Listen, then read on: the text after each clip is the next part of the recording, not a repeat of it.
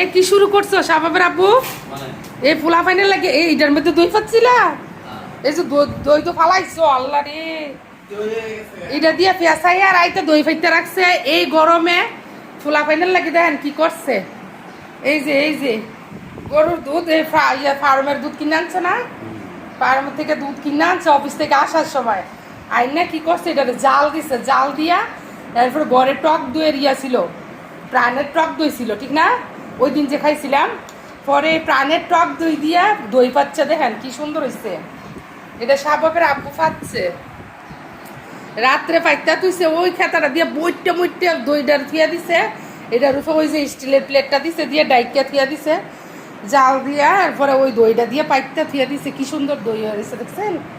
এই যে টক দই একদম অনেক সুন্দর বুঝছো তো, মা লড়েও না। আমি এত চেষ্টা করলে আমি পারি না। আর এই যে দেখেন কি বানাইছে, এটা কি বানাইছো ক্লে দিয়া? হাতের চুড়ি। তোমার মা হাতের চুড়ি বানাইছে ক্লে দিয়ে দেখাইতেছে। এদিকে আছে গরুর মাংস রান্না করছিলাম একটু, উনি খায় না। আর এদিকে গরম গরম ভাত, অনেক কিছু আছে টুকিটাকি। এইদিকে সাইবাই, এইদিকে শাবাবে, মনে করেন যে পুরা গরম ঘর গরম। সাইবার আব্বুয়ে সাইবার জন্য টক দই বানাইছে। সাইবা গরম সহ্য করতে পারে না, শাবাব রে নাকি দিত না টক দই। শাবাবের জন্য বানায় নাই, কারণ সাইবার একটু বেশি আদর করে দেয়, এই কারণে সাইবার জন্য বানাইছে। আর সাবিহার জন্য বানাইছে, সাবিহা হয়েছে মা। আর শাবাব রে দিত না, এলেগে শাবাবে দেন ওই যে ওজন মাপতাছে, ওজন মাপতেছে। টক দই খাওয়ার পরে কতটুকু ওজন পারবো চিন্তা ভাবনা করতেছে। আসো তাড়াতাড়ি খাই না, একটু বাদ দাও সেবা খাইয়া মাইয়া এখন যাবো অফিসে সকালবেলা।